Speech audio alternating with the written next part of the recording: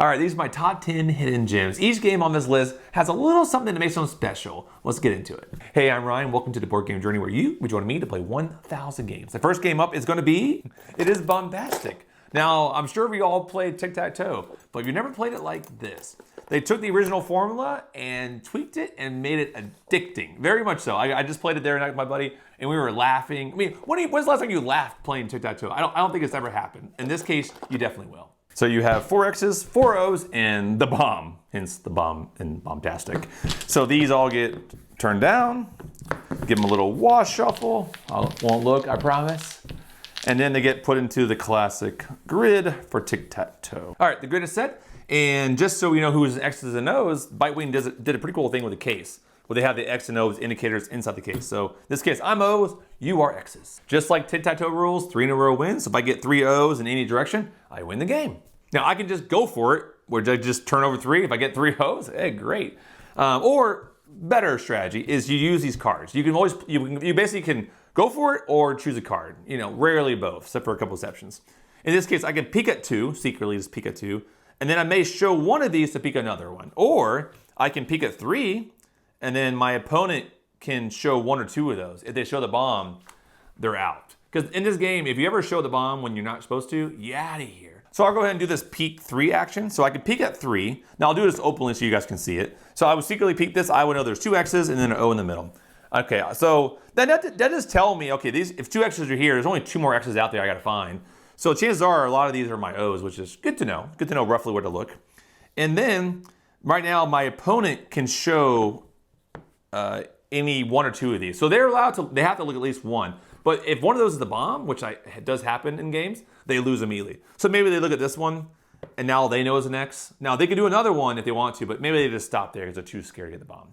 So that's it. So now that card goes away, and now my opponent goes. So we go back and forth. You either can take a card, play the action, or you can go for it. And really, you're just trying to get enough information that you can get your tic-tac-toe. A couple of these cards are a little bit of rule breaking. In this case, this one says I can show 3 in a row in an L-shaped fashion. So like I can do like these 3, for instance.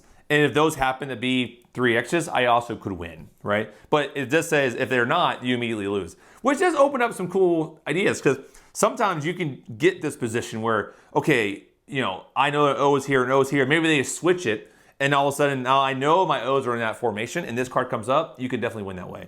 In this case, if I did go for it, in this case, I would lose immediately because this bomb would have blown up and I would have lost. So what makes this game so fun for me, I just played the other night with my buddy, is like there's a lot of meta, especially if you're playing with a person a lot. Like, I'll give you an example where I peeked at like 3 of them, and then I was like, oh wait, I kind of forgot, and I went back and looked at them again, and so he thought, well, surely if one of those was the bomb, he would have remembered where the bomb was, right? So he kind of assumed it was safe. So when he got to that hole where he can look at 2 of them, he just turned over 2 of them, boom, blew up. And he's like, oh, you got me. You know, so there is a little bit of this like bluffing part to it as well. So what a simple game, but I feel like you can play it straightforward, like get the cards, learn where stuff is. But I think the game really shines is there's all that little meta play between each player. So that is it. That is Bombastic. It is a nice little hidden gem. I think if you play it, you'll understand the beauty. Some games are hard to describe, but when you experience the tension that the game brings, that's when you really realize the beauty of it. And I think this is definitely one of those games. And number 9 is Slide-a-scope. Now this was a surprise for me because my expectations were pretty low. And then when I played it, I was like, huh, that actually was pretty fun. I think because it reminds me of like a phone game. Like, you know, like one of those like app kind of like games that, you know, you waste time with. It kind of reminds me of that, but they brought it analog, which I love. Because the whole reason I'm doing all these board games lately is I'm trying to get away from the screens and more into like actually interacting with people. And this game is fun because it has good interaction with people. It's a little puzzle, and it is pretty addicting, especially when you get the good combos. Oh man, you get a good combo with this game, it feels great. So with Slide-a-scope, you take turns collecting tiles, and at the end, you add up the values of the tiles. Whoever has the most point wins. But how do you get tiles, you may ask? Well, you draw 1 tile at random, and now I need to place this somewhere to make a match. You're trying to make a bunch of different matches. So for instance, if I was to place this here, I match these yellows, I make these like sun icon, this will go away. And now this will slide down, and now I check the left, the right, and then down below to see there's more matches. So in this case, this blue matches, so I would then take this one, and now I look at the right, I look at the bottom, no more matches. So my turn would end there. Now, in future turns, I get one more action. We'll get into right now. Okay, so on my second turn, I get one additional action I get for the rest of the game. So I'll take a tile at random. Now, I could place this tile here. You know, actually, I think I see a better one. I'll place it here, and I get this one, which is a 4. It's the highest one. I'll take that. I also get this purple one right away. So this will slide. Now, normally right here, my turn would end, but I can actually trade in one of my tiles and just discard it. So I'll get rid of 1, no big deal, because now I can rotate this tile 1 turn, and look what happens. Now I get this orange one, which is great. It also gets this blue one, and then it drops down. And look, I get another blue one. Then it drops down, and I get another blue one. This is where the combos come in. And now it stops. If I wish I had one more rotation, because I get that orange one, but that's it. So with 1 turn, I got a lot of different tiles, and it feels good. So the game continues like that. We take turns back and forth with whoever you're playing with. And eventually, when one row is completely empty, that's when the game would end. So you can see how it feels like an app game. And it's very satisfying. I would say this game is very accessible. It's not a hard special puzzle, but it's definitely there. You gotta kind of look at the colors, figure out, okay, I can get one here and now rotate it here. And once you kind of get that first combo where you're getting like more than 2 tiles, it just feels very satisfying. It feels very satisfying. And number 8 is Flip Circus. You best believe I have to flip a game called Flip Circus. Now this game is very tiny and it's even smaller. You can bring just the poker chips with you. Essentially, it breaks down to just this. This can fit in anything. The rest of it is nice to have, but not need it. So in terms of portability, you know, this can be played windy, can play where it's wet. So the flexibility of this game is great. So let's hop into kind of how it works. As you can see, the setup is pretty simple. The point of the game is you're trying to collect these posters. The first person to get 3 of them wins the game. How do you get posters is by trying to get these characters like the magicians. There's 2 here, which just happen to be lucky, just the luck of the draw. If I can get those 2 together, plus the 3rd magician, then I get the magician poster. So how do you do that? Well, you have different actions you can take on your turn. You have 2 actions you can take out of a possible 3. And you get these little tokens that you can actually get additional actions as well. Now these are very important because sometimes you need 3 and you're only given 2. So getting these is definitely important for the game. The things you can do, you can swap tokens. Like I can just swap 2 tokens. I can flip a token over. I can just flip one over to the other side because all these are double-sided. And you're trying to find out where all the people are. I can also activate an ability. So there's 5 different performers and they each have their own ability. Like for instance, you know, the fortune teller, she can look at the 2 adjacent tokens and you can secretly look at the back of them. So now you kind of have some information. And then you have like the acrobat. The acrobat can then switch places with the disc directly in front of them. So they kind of fly across, you know, definitely acrobatic. And so on and so forth. They each have their abilities. To give you a feel for how the game goes, let's just say on a previous turn I activated the fortune teller's power. So I secretly looked at the back of these 2 clowns. So now I know the acrobat is here and the magician's here. Now I know that, and my opponent doesn't know that. So maybe they take their turn, they do something else, and now it's my turn again. Because now I can easily get these 3 magicians together. Because all I have to do is basically swap the position of these 2 tokens, which is one of my actions. These 2 together, and now I'm allowed to turn a token over. So all I have to do is turn this token over, and boom, I have 3 magicians together. I get my first poster. Now the game continues by turning over the middle one of the 3, and now my opponent goes. There is some logic you can use to figure out what's on the back. So on this magician here, I see there's an orange, a white, and a green circle, right?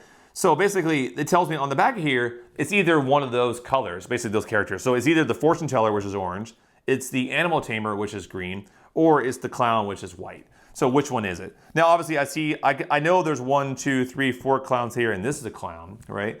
So I know it's not a clown. So I know it has to be either the fortune teller or the lion tamer. Now I see 2 fortune tellers. So chances are it probably is the lion tamer just because it's more likely. So if I turn it over, yep, it was. So using that, you can sort of figure out what things are or what they aren't just because you know where things are. That was a confusing thing to say, but there is some logic to the game. So you keep playing the game, you get different matches. Eventually, if I get 3 posters, I win. Yes. Super convenient game. Like I said, the posters are great and all, the chips are nice to have, but I feel like you can literally just bring just the chips with you in your pocket, in the bag or whatever, and you can play with this. You can easily keep track of this with, you know, sugar packets or pieces of paper, and that you can keep in your phone if you have to. So although this is a small footprint, you can definitely make it very small and just bring the chips with you. Number 7 is Seaside. Now this is a game I bought because I wanted a game I could just bring anywhere because these are just like waterproof little wood tokens. I have played this on the beach. I have played this at water parks. I have played this basically anywhere you can imagine, on park benches, etc., etc. So it's a very simple push your luck game. You reach in the bag, you take a chip, you do an action, and that's it. And the person who has this is what's neat about it. It's not, you don't have to worry about keeping score. At the end, you just take all your little chips, you stack them up. Whoever has the highest stack wins. I love that part. Makes it super simple. Let's hop in, show you how it works. Seaside is definitely the quickest game to set up of all the games on this list because ready and we're set up. That's it. You just draw tokens out of the bag. So you can't beat that setup time. So normally in the game you reach out of the bag to get tokens, but that's a little bit tedious for video. So I just put some things here that we can just talk about the different things you can take. So let's just say you reached in and grabbed one of these. So this is either a bird or an isopod. So in this case, I'll probably play the isopod because you're trying to get a lot of things in the middle that you can collect. A bird is only good once I have a lot of these isopods because it eats them all. So in this case, we'll do that one. Now, this lets me go again. So I would go again, maybe I take out a crab this time. The other side is a wave. Waves are only really good if you have beaches. So right now, I'll play the crab and that lets me go again. And we'll say I get another crab. Yep, another crab. And we'll say I get another isopod and maybe another shell. So that way I have a few things out there. And maybe I draw something this time. Maybe I draw this one, which is a rock. So the rock, I can play the shell if I want to, or I can play the rock. In this case, I'll play the rock. Because to get the crabs out of the middle, you need to have at least 2 rocks. So the first one does nothing, your second one gets you something. So maybe the next player goes, they draw a crab, they go again, they do another crab, maybe they do a shell, and now it's my turn. So maybe I go, and I got that second rock. Oh, look at that.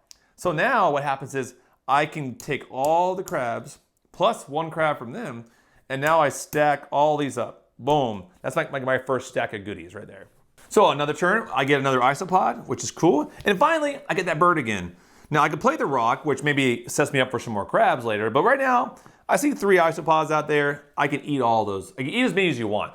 The catch with the bird is, if I eat 3 of them, and I have a stack of 3 isopods, future turns, I can only ever get 3 isopods again. So it's kind of a push your luck. How many isopods do you want to get? And then, like if I get 5, it means I'm stuck getting 5.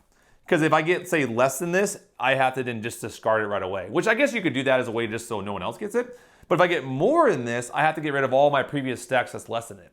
So once you get 3, I'm kind of locked in for now on. I can only get 3 again. So beaches are cool for different reasons. So let's just say I have 2 beaches, there's 3 shells out there, and I draw another beach.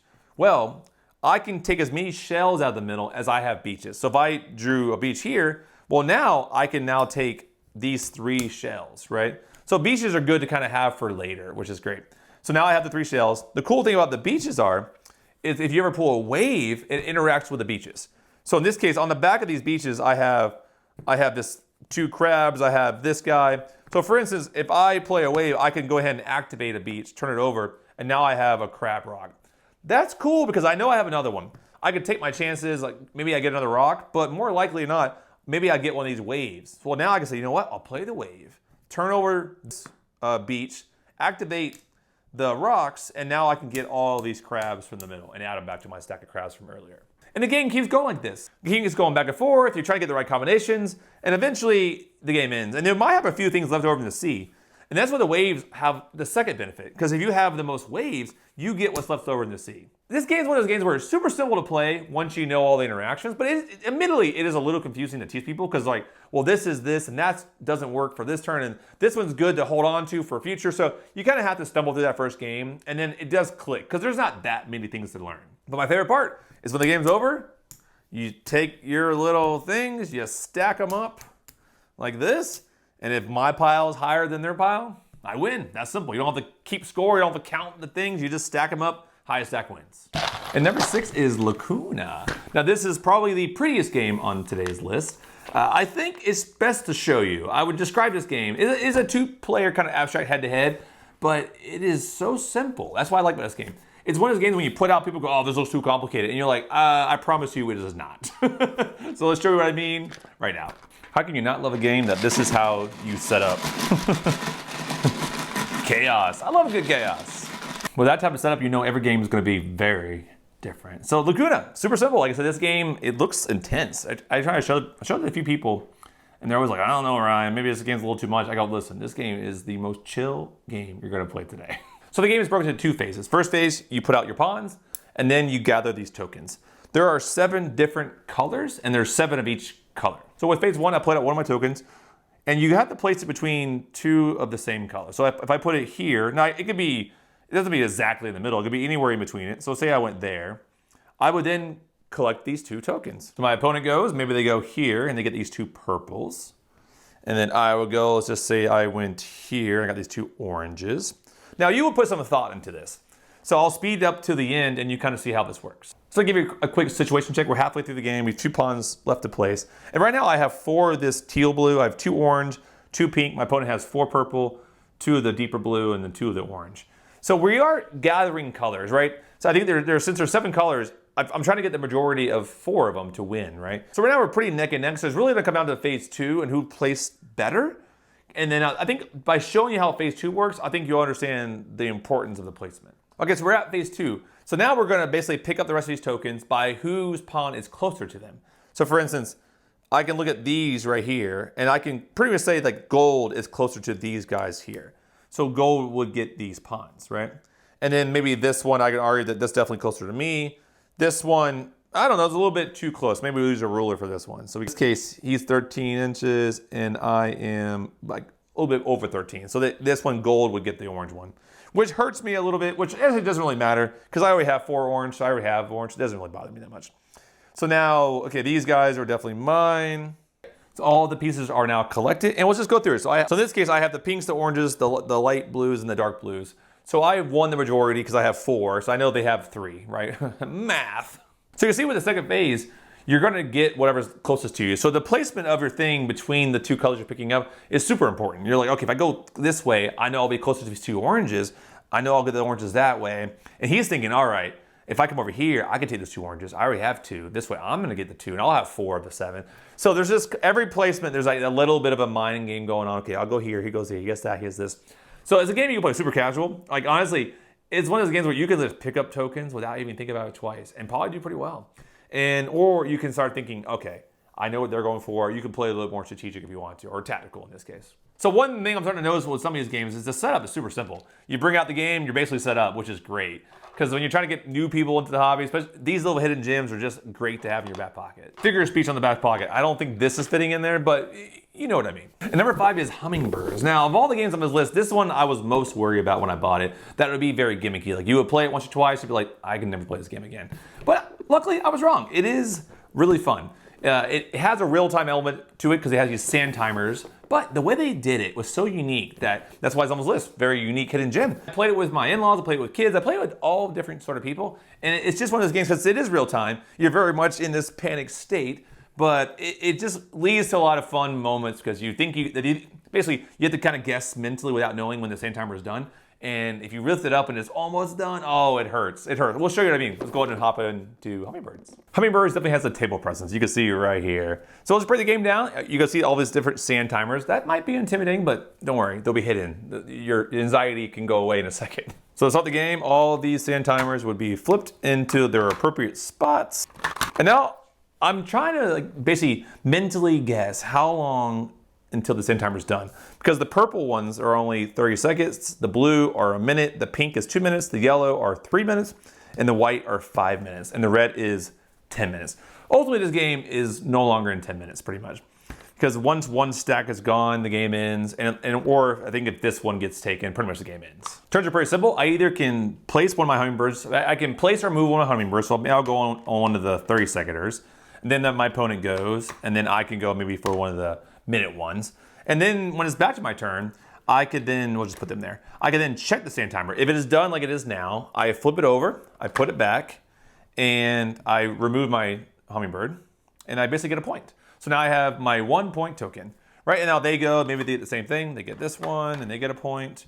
And the reason you want the 1 points is because if I was to pull this up and it wasn't done, well, then I would put it back in. Everyone sees how much time's left, and I lose my lowest token. So there is a penalty for being wrong. And so you can see the game it's about that high energy, moving things around, checking timers, being like, oh man, I got that one, okay, got that one. You heard, oh, that one, oh, no. And now the person gets that one. So it is a very fast-paced game. So if you're not into that, you definitely would hate this game because there's a little bit of this going on. If you feel like you have a broken internal mechanism, I mean, I would say I would say still play the game because it'd be funny. Because you'll think, surely it's been 30 seconds, and then still hasn't happened yet. it can be pretty hilarious to see how far off your mental timer is. Number 4 is Petiquette. Now this is definitely the most bizarre game on this list. Every time I describe this game to somebody, they're like, huh? How does that work? I don't understand. And you're like, listen, I don't understand it either. This game is sort of like group mind meld. You have like these animals with colors and different numbers, and these are like basically 3 characteristics, and everyone just tries to figure out which one finishes the pattern, which we'll show in a second. And it seems like it's gonna be impossible, like no one's gonna match. And then you turn it over, and like 4 out of 5 of you had the same mind meld. And it's just like, what? And you think it's just a happy accident, and you play another round, and you do it again, and you do it again, and you're like, holy smokes, Petiquette, you are freaking me out. So let's just show you how this game works. It is very different. So Petiquette is all about that mind meld. So you start with 1, 2, 3, 4, 5 random cards with this X. These all get mixed in. And now I'll just do it this way so you guys can see. So essentially the question mark ends up in a random location. And you're trying to figure out what the pattern is. So this is where the thing is. Right now I have this like, cat wearing a red hat with the number 2. I have a duck wearing this blue hat with a 4, and so on and so forth, right? So you're trying to figure out like what belongs here. And everyone has essentially the same cards. So you have 3 blue, 3 red, and 3 yellow. So in each color, essentially you have a cat, a duck, and a dog. So there's 3 animals in 3 different colors with 3 different hats. So I had to think, and I think this is the one I would go with right here. So then everyone will do this, and then we would reveal and see how we do. I felt it was the blue cat number 4. My loose logic being that I just saw this 444. I said it's missing the cat, the 4. Their logic doesn't have to be sound. Sometimes it's like very obvious. It's like 1 2 1 2 1 2, or it's like 4 3 or 4 4 3 3 4 4 3 3. So there's like really obvious patterns, and sometimes it's super easy. This one seems like a little bit more abstract, or if I thought about it long enough, maybe I would get there. But sometimes I convinced this is it, and then someone else does something else, and you're like, you know what, that does make sense. And all of a sudden, 3 people match. Because this game plays up to 6 people. And man, when you get like 6 people playing this, the first round, everyone's kind of like, I don't get this right. I don't think this is going to work. And then you get like 2 matches. You're like, oh, see, it works. People think it's luck. Then you do the next one. People kind of see how the game works. And all of a sudden you get 4 out of 6 matches. And people are like, wait a second. And then the next round, the same people who have matched now 2 rounds in a row match a 3rd round in a row. And they're like, best buzz for life. So it's a game where like, it just gets people talking, laughing. And then, it's absurd. It's an absurd thing. You're like, sometimes it's just the most random thing. And like right now, I do this and everyone does it. You're like, you felt like you were just taking a shot in the dark and everyone thought the same way you did. It's just a cool feeling. This is never one of those games where you're gonna have to try it. I don't know if my explanation sold you. Maybe it did, maybe it didn't. Let me know down in the comments if it sold you. But it is fun. I played this a few times now, and each time it's the same thing. Like I said, starts off a little bit, people are unsure, and then by the end they're laughing. You play 5 rounds, and essentially every time you do match, you do get one of these like Coke bottles. I'll call it a Coke bottle. And then the first 3 rounds, you can earn 1 bottle, and then the last 2 rounds, you can earn up to 2. So really, whoever has the most bottles at the end wins the game. I would say it's fun. You could keep track of the scores, but I think that everything else really makes it fun. Like, yeah, I won, whatever. But you're just laughing at the fact that I can match with this person for like 3 rounds in a row. It just feels kind of crazy. And coming up at number 3 is Here Lies. Now, this is sort of a whodunit mystery type game. So everyone's working together. It's cooperative. And you're just trying to solve the mystery. Like trying to solve the crime or what happened, right? And I like it because right now, typically you need one person to kind of knows all the answers and they're orchestrating it. But it's neat because just because I know the answer doesn't mean I don't have to try hard, because everyone is trying to solve it. But the game is structured so that I have the bare minimum like requirements to solve the case, but they're going to ask me for all these different kind of clues, and I have to creatively figure it out. Like for instance, I can play the same case with 4 different crowds of people, and it'll be 4 different games for me because everyone kind of gets to the solution differently. So I think it's just super unique. So let's just kind of hop into it and show you more about how Here Lies works. The base game of Here Lies comes with 25 different cases. And I've only played the first 3 so far. One of those games I just want to keep playing more. But the nice part is I played the second case 4 times now. So I've shown this game to 4 different groups and played a second case because it's just a fun case. Like trying to introduce the game.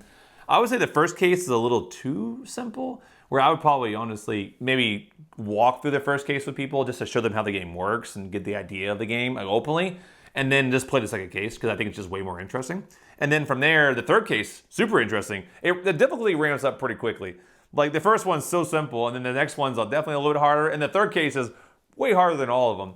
So you definitely want to at least ramp them up, and then I haven't played past that, so I'm curious to see what the other cases offer. But essentially, if I'm the person leading this case right now, I would like set up I would read the little introduction. It's very small, like a few sentences to kind of get the story plot. You kind of know the time it took, kind of the time range that happened.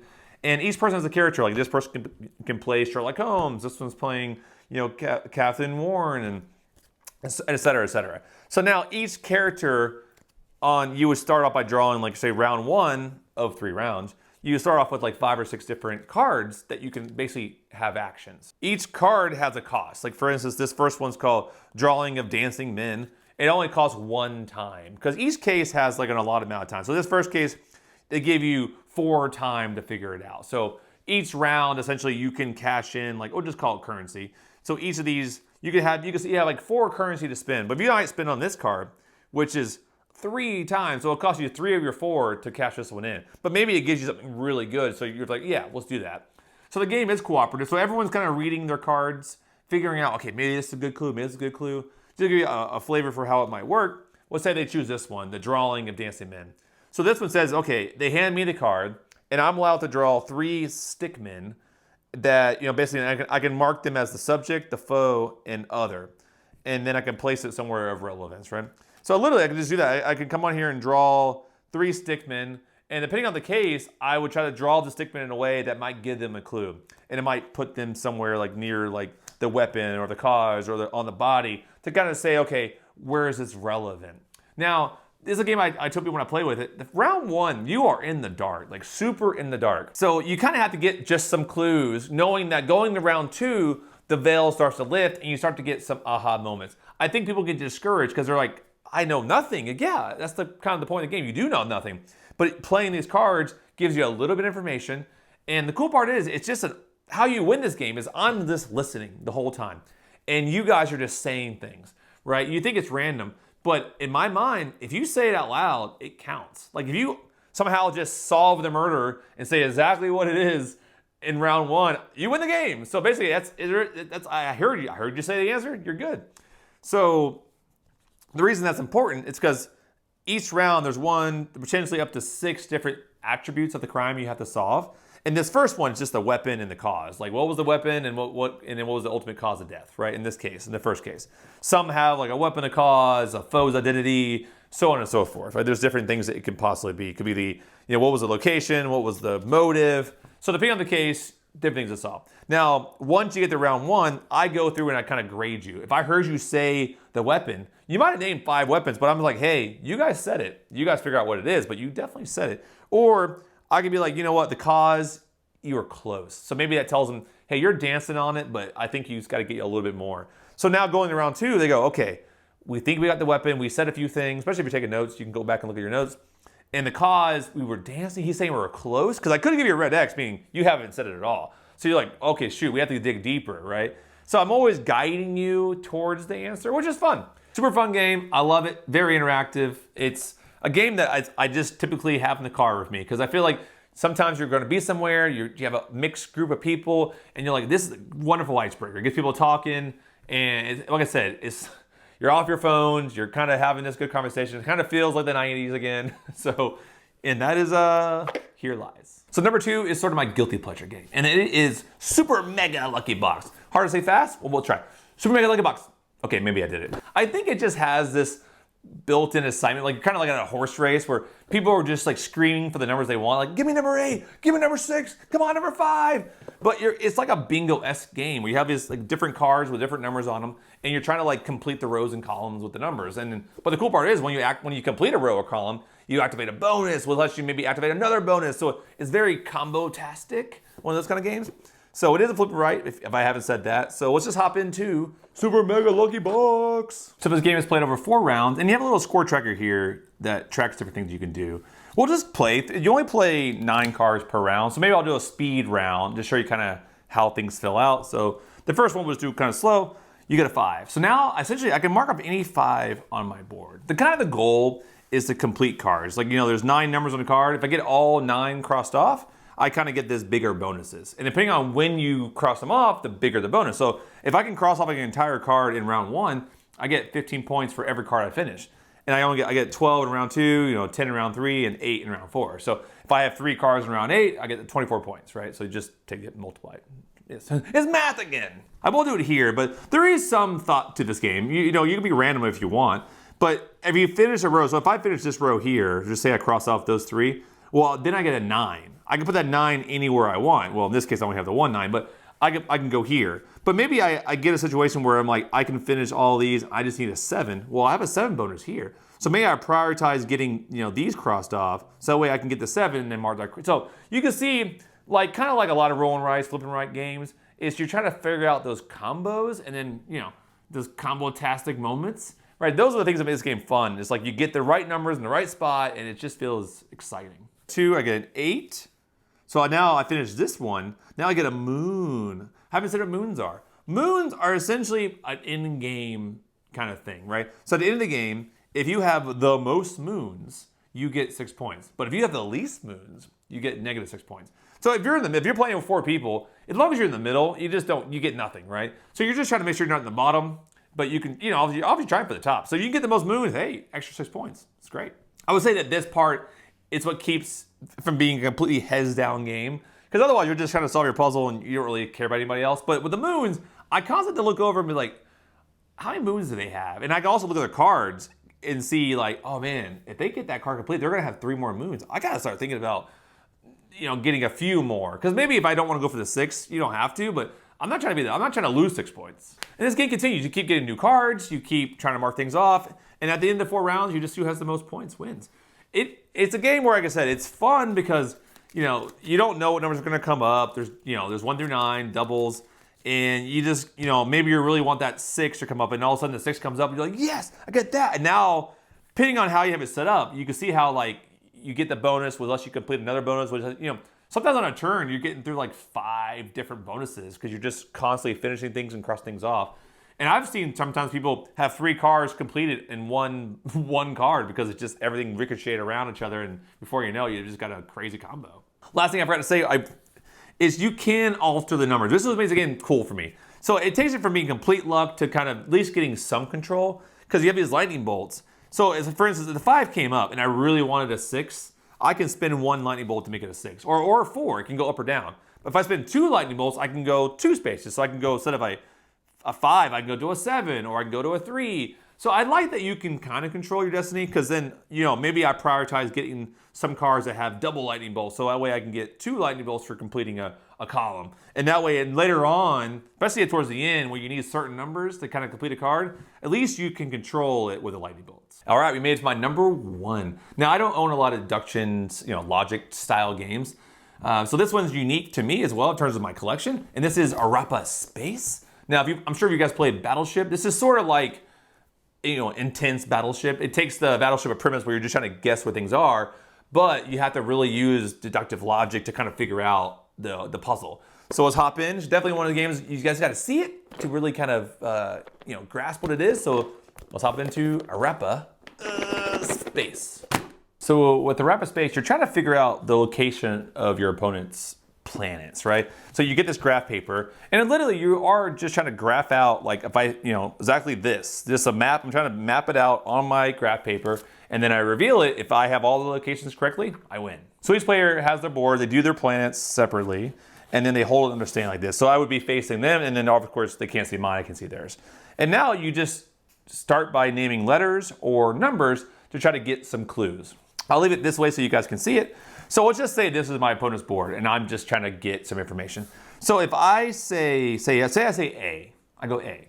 So what happens here, right in the center of A, it's right here, a laser is shot, right? And then it goes like this. It goes like this, and it hits this planet. Now this planet, basically, even though it's round, it's like hitting the tip of it. It's sort of like hitting like a 90-degree angle. So essentially, the laser is going to come in at A, it's going to hit here and ricochet up to 4. So my opponent would just say to me, they would just say, since it only hit 1 planet, they'll just say red 4. So I know it went in here and out here. Now, I know there can only be one planet that could fit there, which is the red 4. So on that one shot, I can immediately map this planet because it's the only one that would make sense for that to happen. Quickly rearrange to show you another example of like a multicolored, because what could happen is if I could have named 14, it would come in here, hit this yellow planet, then it would ricochet down to the Earth kind of planet, and then it would come off of here and then come out 17. So it went in at 14, out at 17. Now it hit a yellow and blue planet, which is green. So essentially my opponent would just tell me 17 green. So now I have to go, okay, I went in here and then I came out at 17 and it's green. So a green, I know I hit a yellow and blue planet. So you see how you're just getting clues and you have to kind of deduce out, okay, based on how the planets are shaped and how they ricochet, I know it either hit a blue planet first, then a yellow, or a yellow, then a blue. And depending on what else I have, you can start to deduce, okay, I think it's maybe here and here. And of course, you're not gonna get your first 2 questions. You know, you keep asking more and more questions. Eventually you get something like this, which is kind of scary, or my friends like this. Because once you shoot a laser, maybe it goes straight through, it hits nothing. Well, you know that entire column's dead, so you can just scratch out the whole column. But you slowly start to map out the planets and start to figure out where things are and where they can't be. And sometimes by eliminating big sections, you go, well, I know how big this planet is. Eventually, there's only one location it could be. And you're just trying to figure out where the top or bottom is. So once you find out that, you know exactly where the rest of it is. If you're into these kind of deduction-y logic games, this one's killer. You know, it has that battleship feeling in terms of you're naming things back and forth and getting information. But I just find this one way more satisfying, obviously, because like you can get some cool shots and then you start to make some really cool like deductive logic kind of reasoning steps. And you start going, okay, I know this, I know that, I know this. And then you slowly just like get momentum. And eventually you say, that's my guess, boom. And then you're right or wrong. That's another thing too. You only get one guess. If you're right, you win. If you're wrong, you lose. So just be careful. You got it right. And we made it. That's my 10 hidden gems. So which one of the games that you guys are most excited to try? Let me down in the comments below like, hey, oh, I never heard of that game, Ryan. I want to go check out this one. Or I really love that one, but I didn't know this one existed. I'd love to hear just any thought, all the thoughts, just all the words down below. Let me know what you think.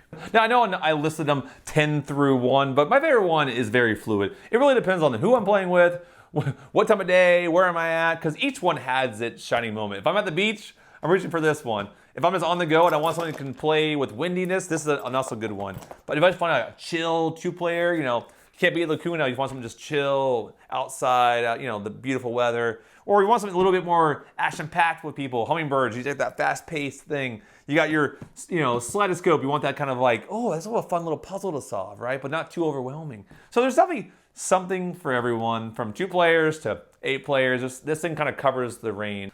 Of course, if you guys want, go ahead and hit the like button, hit subscribe, share this video. That helps me the most because obviously YouTube can be a ruthless environment. One day you get a lot of views, next day you don't. But what makes a difference? You guys. You guys make the difference. When you guys hit the hype button down below, or you tell your friend to watch the video, or you really watch the video from beginning to the end, you get, YouTube awards all that stuff. So the more you guys help me, the more I can make this awesome content for you guys. I love playing games. I love sharing them with you guys. It's so much fun for me. So until the next video, take care, bye-bye, and have fun gaming.